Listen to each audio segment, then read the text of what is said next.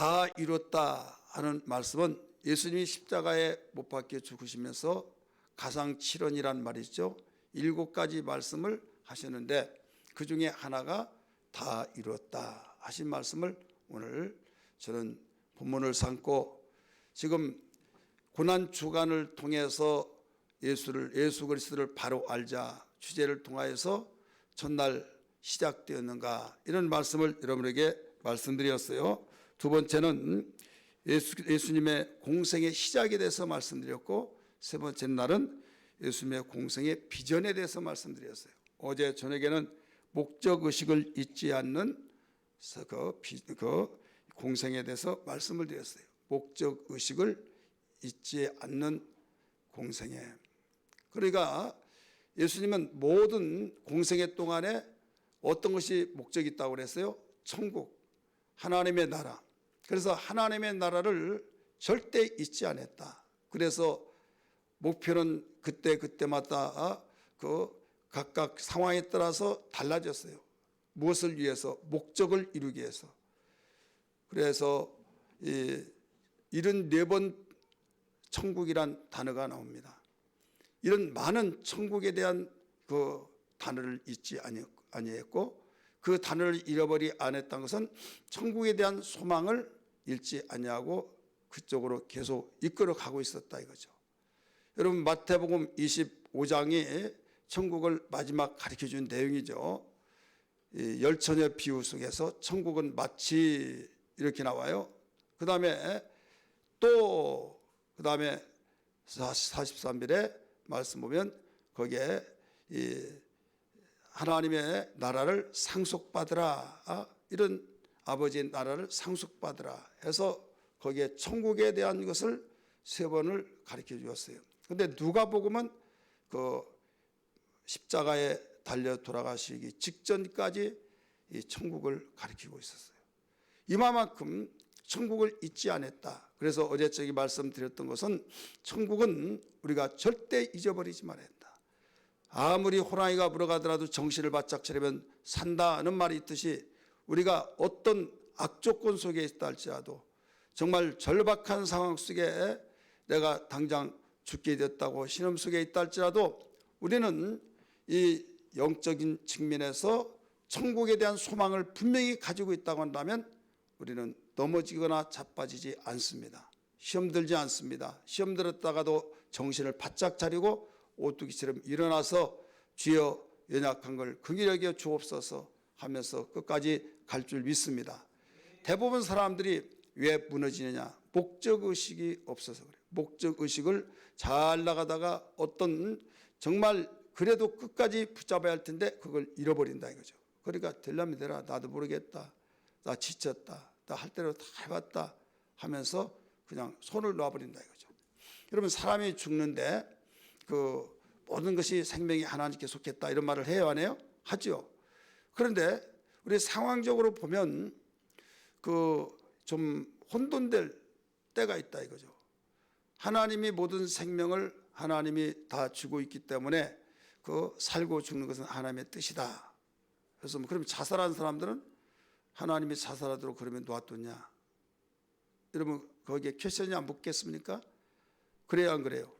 자살한 사람이 있어요. 그러면 그것도 지병이야. 예수님을 모르는 사람은 그렇다 치더라도. 그런데 그게 하나님의 그 뜻이냐 이거예요. 생명이 하나님의 뜻에 있다고 한다면 그럼 뭐라고 대답하겠느냐? 어떤 분이 그 정말 열심히 살다가 그 죽었어요. 젊은 나이에. 내가 볼 때는 이래서 죽었구나. 근데 여러 사람들이 호들갑을 떨면서 왜 죽었을까, 큰일 났다. 그럴 때 거기에서 이제 죽은 사람은 죽더라도 그분이 목사님 사모님이었어요. 열심히 목회를 하고 이런 분이에요. 근데 죽었을 때 이제 교인들이 동의를 할 거 아니에요. 예를 들어서 그냥 신앙도 없고 목사님 목회하는데 태클을 걸고 그 유괴 사람으로서 방해하고 그렇다면 하나님이 거둬갔다고 이렇게 누구든지 말을 할 수 있겠지만은 내주자였어요. 같이 힘을 합쳐서 주님을 뜨겁게 사랑하는 사람이었어요. 하지만은 그냥 졸지에 죽었다 이거죠. 이때 이 궁극적으로 큰 틀에서 보면 살고 죽는 건 하나님 뜻이 분명해요. 그런데 내가 건강 관리를 잘했을 때 오래 살고 건강 관리를 잘못하면 빨리 죽고 그런 경우에 또 의학적으로 있어요 없어요? 그걸 부정할 수 없잖아요. 그래서 과거보다 지금이 더 수명이 늘어났다 하는 것도, 그러면 하나님의 뜻은 어떻게 된 거냐 이거예요. 하나님의 뜻은. 그렇기 때문에 하나님의 말씀을 잘 알지 못하다 보면 이런 면에서 난관에 부딪혀서 굉장히 그 오리를 범한 경우가 있어요. 우리 영적인 면을 반드시 알아야만 합니다. 손은 손만 있는 것이 아니에요. 손등만 있는 것도, 손바닥만 있는 것도, 손가락도 있고 손톱도 있고 다 있어요. 전체를 다 볼 줄 알아야 된다 이거죠. 도적은 도둑질하고 죽이고 멸망시키러 왔다. 그래서 하나님은 응아하고 태어날 때 벌써 그 전부터 너는 몇 살까지 살고 와라 라고 하는 하나님이 작정하신 그 계획이 있는 거예요. 근데 도적은 와서 가만히 봤더니 싹수가 있어. 싸가지가 없어. 그 도적이 볼 때는 그대로 놔뒀다가는 하나님의 영광을 막 나타내고 또 하나님 일을 하고 막 그러다가 보니까 쟤만 없으면 마음껏 내가 가지고 놀겠는지 쟤 때문에 못하겠어요. 그래서 호심탐탐하고 어떻게 보니까 무기를 사용하지도 않고 그래서 에라면 한번 쳐보자. 그랬더니 하나님의 뜻입니다. 하나님의 뜻입니다 하고 그냥 무기를 사용할지도 모르고 그래서 결국 죽었다. 그러면 하나님을 잘 섬기더라도 무기를 사용하지 아니함으로써 피살되어서 죽듯이 여러분 죽을 수가 있는 거예요. 그래서 원수가 그랬구나 한 것처럼. 그래서 우리에게 무기를 주셨어요. 내 이름으로 귀신을 쫓아내라. 마귀를 대적하라. 이런 말씀을 해주셨죠. 어떤 긴박한 상황 속에 예수의 이름으로 그 원수를 박멸시킬 수 있는 특권을 주셨다 이거죠. 무기를 사용할 수 있는 권세를 주셨다 이거죠. 그리고 권세를 사용하지 아니하면 결국 하나님께서 그 주신 그 수명을 다하지 못하고 이 세상을 떠날 수밖에 없는 거예요. 그렇다면 이것을 알고 여기에서 계속 사용을 해야 하는데 사용하지 못하면 어디에서 빰 맞고 어디에서 화풀이 하듯이 왜 하나님 그랬습니까 저랬습니까 이런 경우가 있다 이거예요. 이건 저는 분명합니다. 그래서 양면적인 면에서 봐요. 전체적인 면은 원점에서 생명을 하나님께 속했다라는 것은 절대적이지만은 내가 관리하지 못했을 때 내가 빼앗겼고 방치해 두었을 때 내가 결국 도둑놈이 가져가려고 하는데 마침 내놨어요. 잘 됐구나. 가져가는데 그것도 그 하나님이 그렇게 가져가도록 만들었습니까? 도적이 가져가도록 내팽개쳤죠. 그래서 영혼 몸을 험없이 보존하기를 심쓰라. 보존하기를 심쓰라는 것은 보존을 내가 해야 된다 이거죠. 하나님이 주신 기간 동안 보존을, 그래 아무리 보존을 하더라도 하나님이 여기까지다라고 하면 아무리 보존해도 안 되는 거예요. 예, 때가 다 되었기 때문에. 예? 이해되시면 아멘 하시기 바랍니다.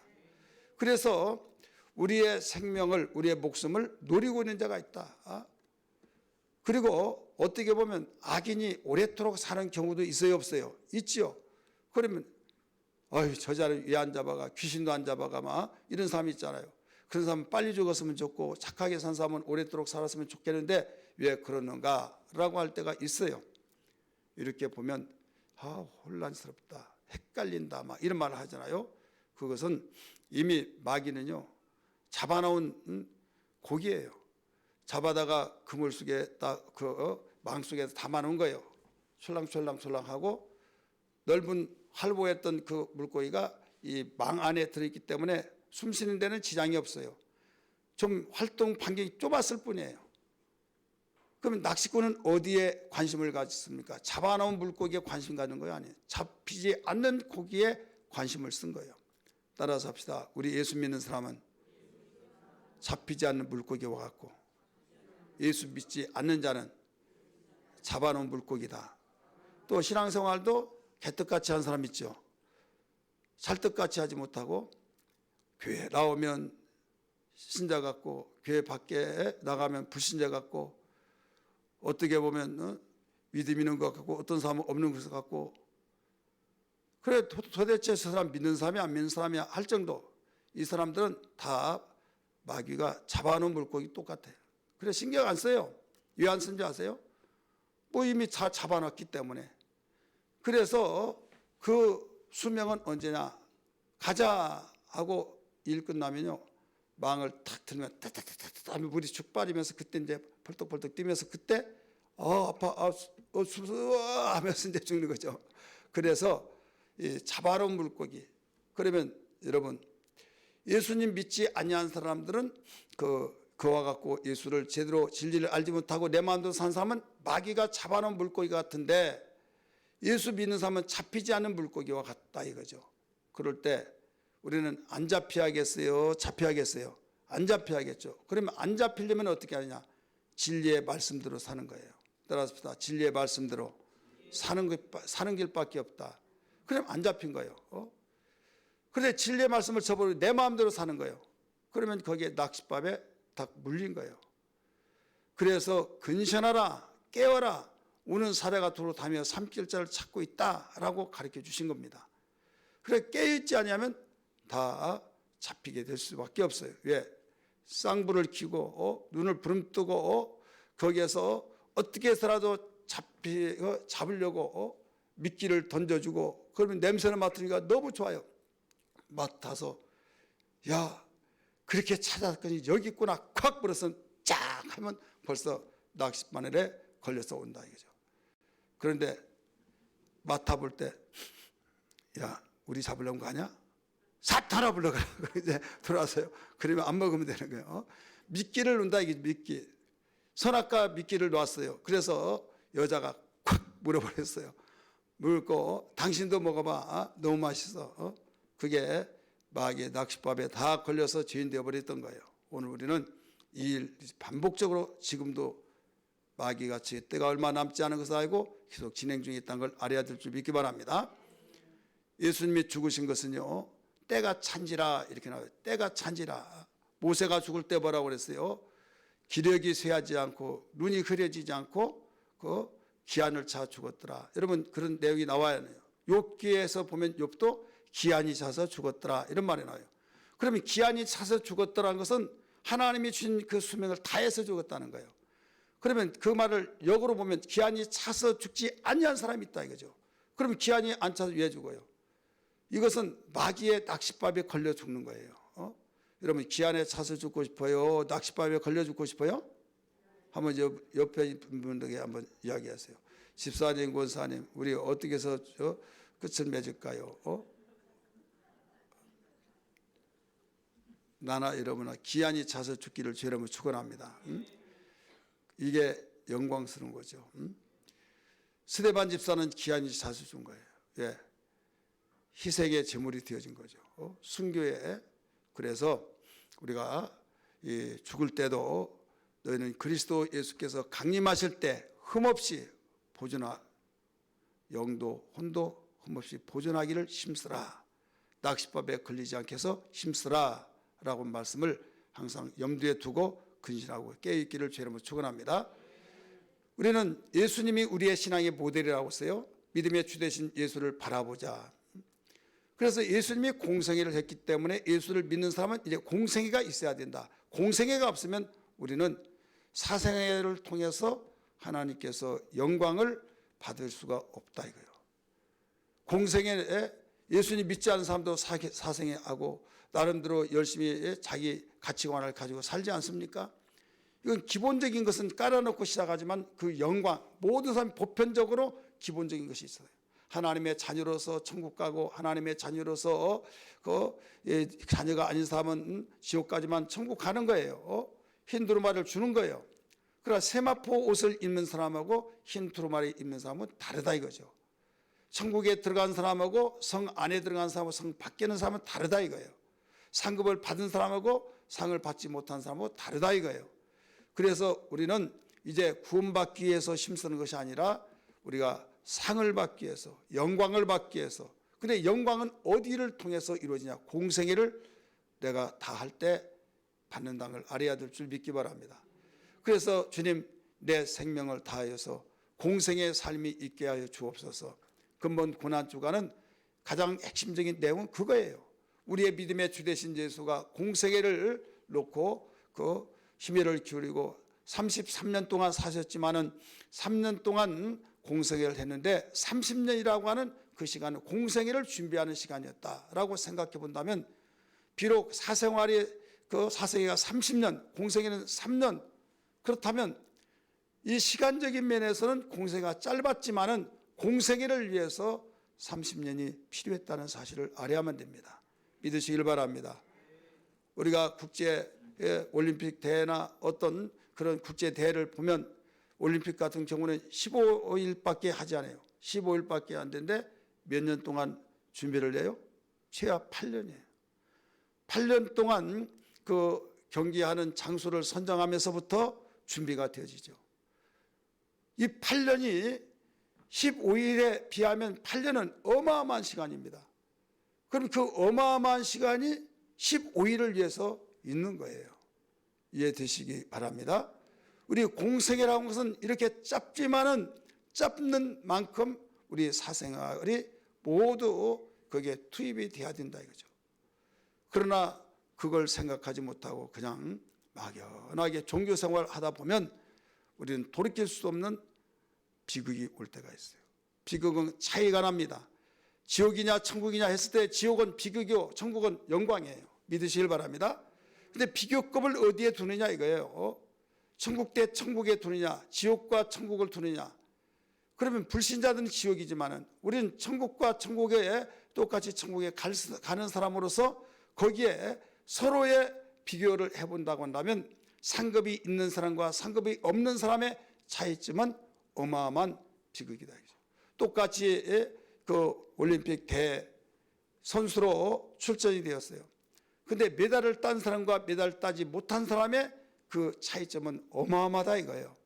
이왕에 출전했으면 메달을 따는 그 사람이 영광스럽다는 것을 잘 알 수 있듯이, 이왕에 우리는 천국 가서 천국의 영광을 누릴 수 있는 옳은 사람을 주께로 인도하는 자는 공생입니다. 또 오직 네가 심는 대로 갚으리라, 또 행한 대로 갚아주리라 했기 때문에 많이 심는 자는 많이 거두고 적게 심는 자는 적게 거둔단 말이 이 말이로다 라고 말씀하셨듯이, 우리는 이제부터 무엇보다도 이 고난주간을 통해서 알아야 할 것이 공생애를 마치는 그 시간까지 우리에게는 최고의 영광을 바라보면서 소망으로 힘쓰고 애써야 될 줄 믿습니다.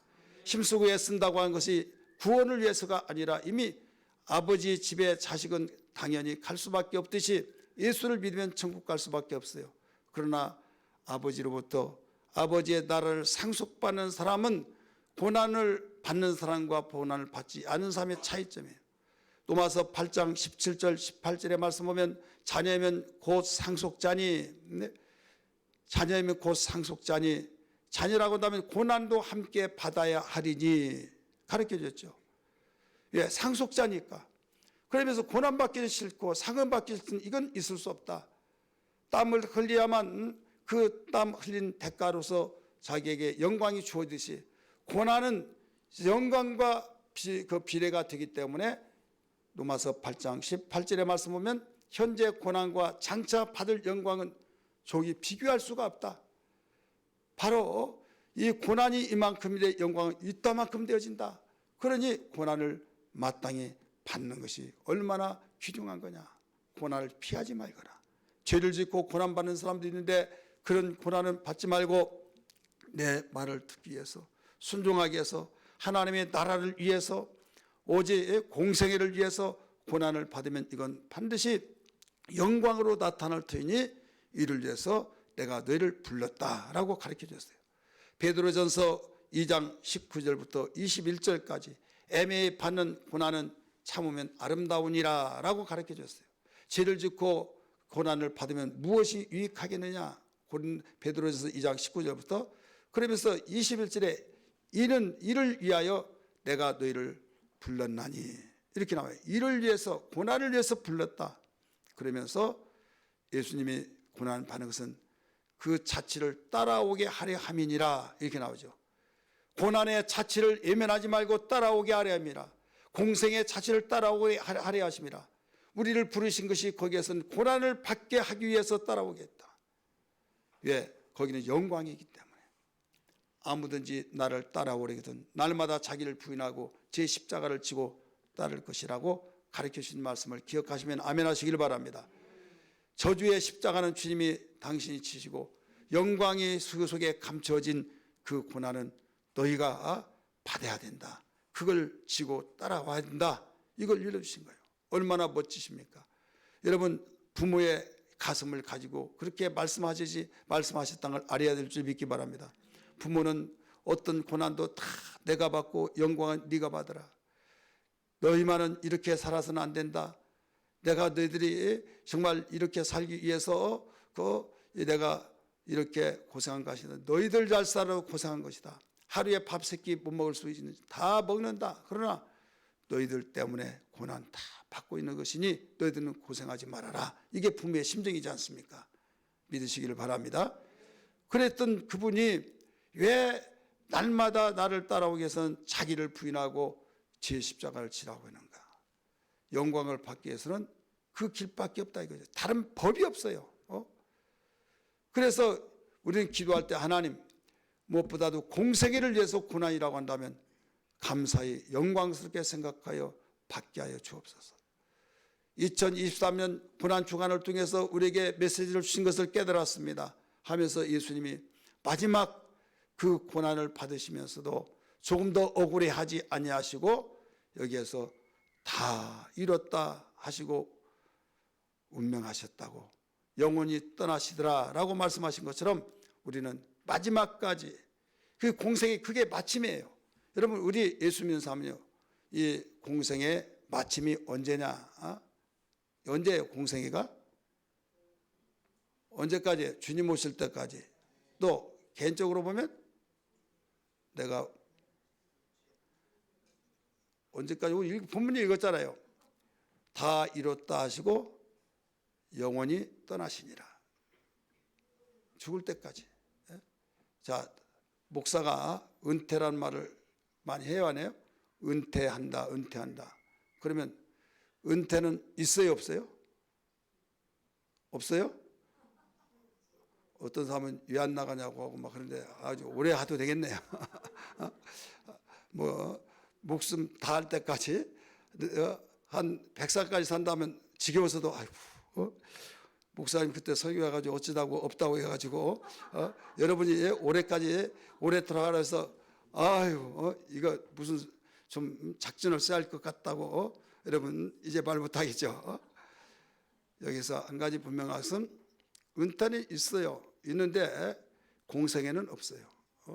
담임 목사의 은퇴는 있을 수 있으나 우리 예수님의 공생애는 은퇴가 없다 이거죠. 예수님의 공생애는 은퇴가 있다고 하는 것은 절대 있을 수 없죠.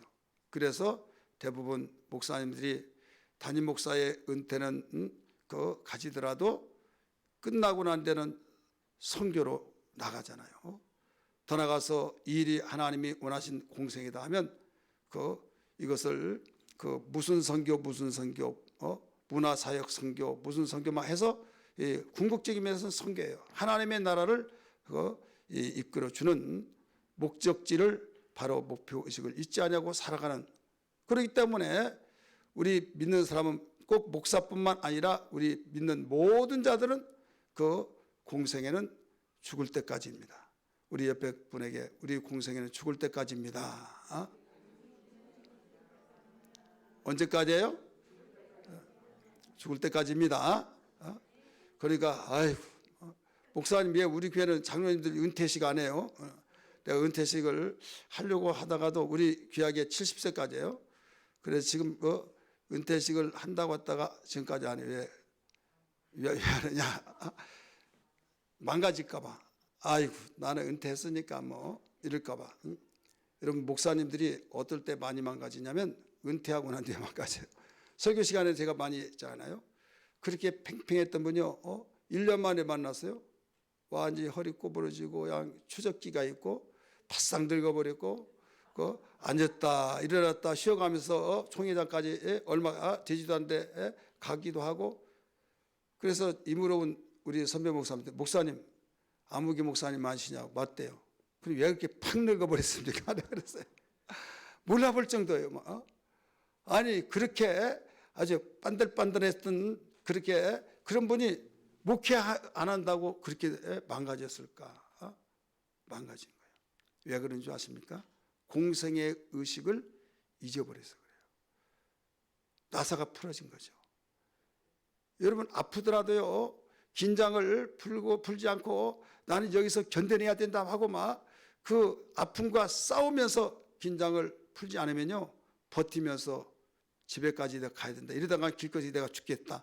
그럼 우리 자식들이 얼마나 고생할까 막 하면서 그런 의식만 가지고도 끌고 가는 거예요. 그 의식이란 굉장히 중요합니다. 죽은 사람 이야기 들어보니까요. 목사님 저 오래 살아요. 우리 딸이요 이제 몇 살이고 몇 살인데 초등학교뿐이 안 되는데요. 저 좀 살려주세요. 기도 좀 해주세요. 그러면서 그렇게 살려고 몸부림치더니요. 어느 날 가서 목사님 이제 가야겠습니다. 제가 그렇게 살려고 했던 것을 제가 그 애들 봐서 그랬는데 주님께서 천국을 보여주면서 너무 아름답고 너무 좋았는데 이제는 거기에 너무 좋아서 고통스러운 거에 비해서 거기에 너무 좋아서 가야겠다고. 그럼 자식은 어떻게 할까 했더니 하나님께 다 맡기고 하고 가겠다고. 그러면서 이제 평안하게 그 모든 걸 풀어 놓아버리니까 그 말하고 그 하루 있다가 목이 꺾여요. 죽었어요. 그러니까 이때 우리가 여기서 생명은 하나님께 속했다고 하는데 자기가 긴장을 풀지 않고 절대는 더 살아야 된다, 더 살아야 된다라고 했을 때 그 붙잡고 하면 숨이 안 끊어진 것을 우리가 볼 수 있어요. 여러분 그런 거 있어요, 없어요? 있죠. 근데 나는 죽겠다. 난 더 살아야 할 필요가 없다. 이런 사람들은 또 꺾이는 거예요. 그러면 하나님이 생명을 주관하고 있는데 내가 놓지 않으면 오래 살고 놓으면 빨리 죽고 그게 뭐냐? 이건 기한에 의해서 그렇기 때문에 우리는 어떤 일이 있더라도 공생에도 마찬가지예요. 여러분 절대 놓지 말아라 이거죠. 목적의식을 잊지 않는 그런 공생애가 되기를 주 이름으로 축원합니다. 한번 따라합시다. 공생애를 잊지 말자. 공생의 끝은 언제나 주님이 오라 하신 그날까지 우리는 끝을 거기가 끝이다 라고 생각하는 겁니다. 우리가 어떤 권사로서의 또 장로로서의 목사로서의 은퇴를 했다라고 가정했을 때 그러면 나는 지금 현재 이 직분에 대한 것이 은퇴지 나는 공생애는 지금도 한다 이거예요. 공생애는 내가 담임 목사의 은퇴를 내가 은퇴했지 주님의 일하는 공생애는 계속 진행 중이다. 이걸 알아야 된다 이거죠. 할렐루야. 만약에 이 공생애를 의식을 갖지 않으면요 망가질 대로 망가진다니까요. 여러분 망가지고 싶어요? 끝까지 세워지고 싶어요? 세워져야죠. 망가지면요 나중에 구설수 올라요. 자식들부터 이놈의 노인네가 왜 빨리 안 죽어? 이런 소리 듣는 거예요. 예, 날마다 당신은 누구요? 이제 그러면서 누구시오? 뭐 또 자기의 아들이든 딸이든 막 또 그 남편에게도 누구시냐고 막 그러면 처음에는 놀래가지고 막 하다가 나중에 계속 얘야 이것 좀 먹어라 과자. 그래 똥 발라놓고 그거 다 주고 그러면 여러분 어떻게 되겠냐 이거죠. 그때는요 자식 보러 뭐라고 할 수도 없는 거예요. 얼마나 여러분 힘들겠습니까? 그러니까 망가질 대로 망가지면 다 그렇다 이거죠. 그래서 우리는 일을 위해서도 하나님은 일거리를 주시면요 그 일에 긴장을 풀지 않고 그 긴장을 갖고 계속하면요 침입해 들어올 시간이 없잖아요. 대부분 나사가 풀어지면요 소리가 크게 나고 소리가 크게 나면 덜컹덜컹 덕 하면 바퀴가 빠져나가 버리고 대응사고 나고 그러듯이 계속 점검을 해요. 점검. 그러면서 공생의 긴장을 풀지 않을 때 여기에서 우리는 악한 마귀는 틈을 이용하려고 하는데 틈이 없으니까 나올 수가 없는 거예요. 그래서 성경은 마귀가 틈타지 못하도록 하라 이런 말씀을 하시죠. 따라합시다. 마귀가 틈타지 못하도록 하라. 자, 예수님이 다 이뤘다고 그랬어요. 우리 질병의 문제도 다 해결해 주셨고, 건강의 문제도 해결해 주셨고, 억압받는 것도 해결해 주셨고, 또 부족한 면을 하나님께서 당신의 공생애를 하는 사람들에게 무엇을 위해서든지 기도하면 다 응답하리라는 것도 이루어 주셨고, 우리에게 연약한 부분들을 더 강하게, 그래서 하나의 어떤 것도 예외 없이 모든 걸 다 이루어 주셨다. 왜 그래요? 공생애를 위해서는 필요한 것들이 너무 많다 이거죠. 그렇기 때문에 이 공생의 삶을 사는 사람은요, 하나님이 네가 나이가 먹고 다른 사람이 편히 쉬고 그냥 나사풀린처럼 멍하고 살고 그렇지 않냐고 또 이상한 짓 하고 사는 것이 아니라 내 일을 위해서 공생애를 위해서 이렇게 애통하고 있구나. 하나님이 기뻐 받아주시고 또 아름답게 보아주셔서 하나님께서는 이루하시고 소망을 주시고, 육체에 늙어진 것은 별 수 없지만은 여러분 생각은 젊어지고 비전이 있기 때문에 그 속에 맑은 계시의 정신이 있고 그 속에서 생명력이 있기 때문에 기력이 쇠하지 아니하리라 라고 하신 말씀처럼 있어야 될 줄 믿습니다. 할렐루야. 예수님이 죽으셨어요. 죽으셨을 때 어떤 현상이 나타나느냐? 다 이루고 죽으셨을 때 일반 사람하고 다른 점이 있어요. 공생애 하는 사람들 다른 점이 그거예요. 스데반 집사가 공생애를 마칠 때 여러분 보라, 그리스도께서 하나님의 보좌편에 서신 것을 보라. 야, 무슨 개소리야, 이런 식으로 말하지 않았어요. 분명히 그 사람은 보였어요. 보라, 그리스도께서 보좌편에 서신 것을 보라. 스데반아 어서 오너라. 그러니까 돌 맞아 지금 죽는 그 신음소리에, 그 소리에 의해서 아 하고 막 그 아픔이 더 강하게 다 그 소리가 들려지면요, 고통스러우면 여기서 속에 악이 생기는 거예요. 악이 생기면서 악담을 하죠. 이놈들아, 내가 귀신 돼서 네 자손 다 잡아가겠다 막 하면서, 네가 나를 이렇게 돌로 쳐 죽이면서 잘 뗄 줄 아느냐 하고 막 이런 사람들이 있어요 없어요? 너희 3조가 아니라 1000대까지 망하게 하겠다 막 하면서 악담을 했어요. 이게 사람의 심리예요. 근데 이 스데반은 그러지 않았어요. 아버지여, 저들이 하는 짓을 알지 못하오니 저들에게 죄를 돌리지 마옵소서. 예수님이 그 기도했잖아요. 그대로 기도하신 거예요. 예수님만이 그 공생애의 마지막 기도가 아니라 바로 공생애를 살았던 스데반 집사도 그랬다 이거죠. 이것이 공생애 사는 사람의 마지막 가는 길에서도 여기에서 아름답게 정말 웃음. 왜? 그게 너무 영광스럽기 때문에, 그 영광이 그 고통과 정말 아픔, 다른 사람이 얼마나 아플까 하는데 너무 영광스럽기 때문에 그 영광이 강하기 때문에 아픈 걸 잃어버린다 이거죠. 여러분이 똑같은 이 어려움이 있고 여기에 아름다운 좋은 일이 있어요. 그러면 똑같으면요 반반이에요, 반반. 근데 지수로 볼 때 10%라도 더 여기에서 좋은 측면이 더 무게가 크다고 한다면요, 그것 때문에 안 좋은 것은 잃어버려요. 1순위가 바로 더 아름다운 거예요. 그래서 웬만한 어려움도요, 좋은 일이 있으면요, 그건 묻어져 갑니다. 묻어져 가서 그걸 감당할 수가 있는 거예요. 따라서 합시다. 감당할 수 있는 힘. 하나님이 인격적인 분입니다. 좋은 일, 좋은 생각. 그래서 범사에 감사하라, 항상 기뻐하라. 감사할 근거가 있잖아요. 예수님이 나의 구세주가 되시고 나는 하나님의 자녀가 되고 이러이러하니 하면서 그 일이 너무나 강력하게 우리의 마음속에 밀려오기 때문에 그 은혜로 말미암아 그 안 좋은 것을 다 이겨낼 수 있는 거예요. 그냥 이기게 하여 주옵소서 하면서, 그런데 불평 원망하는데 여러분, 불평 원망 안 좋은 것이 더 나에게 밀려오는데 어떻게 이깁니까? 안 되니까 다 참을 대로 안 되더라 이렇게 말한 거, 이게 당연한 거예요. 기쁨이 밀려와야 된다 이거죠. 따라합시다. 기쁨이 밀려와야 된다. 기쁨이 밀려오면 우리는 그 기쁨 때문에 괴로운 것들이 다 그 힘을 쓰지 못한 거예요. 밀물과 썰물이 있잖아요. 강물과 여기에 이 바닷물이 만나는 지점이 있잖아요.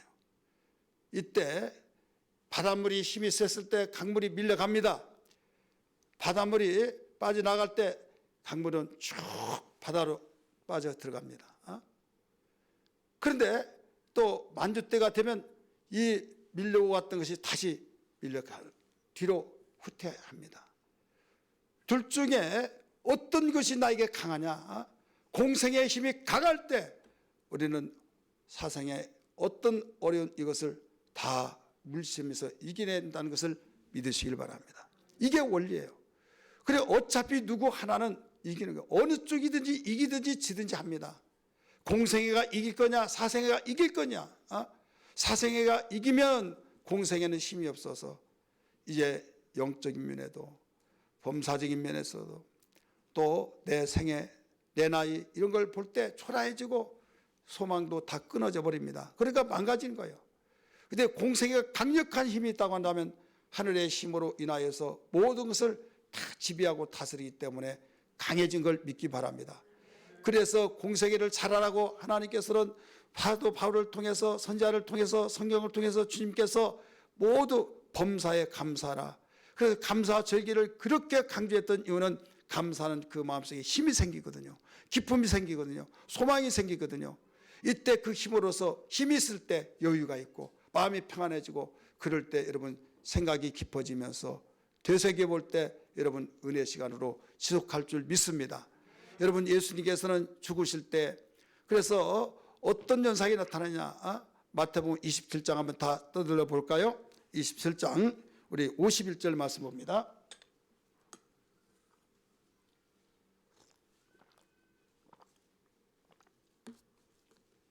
예수님이 마지막 마태복음에서는 기도하실 때 엘리 엘리 나박사박다니 나의 하나님 어찌하여 나를 버리셨나이까 이런 기도를 했을 때 얼마나 큰 소리로 기도했는지 몰라요. 마지막 기도예요.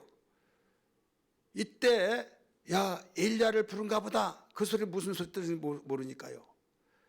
이때 그 말씀을 하시고 운명하셨다. 이렇게 말씀하시죠. 우리 같이 51절 읽습니다. 시작.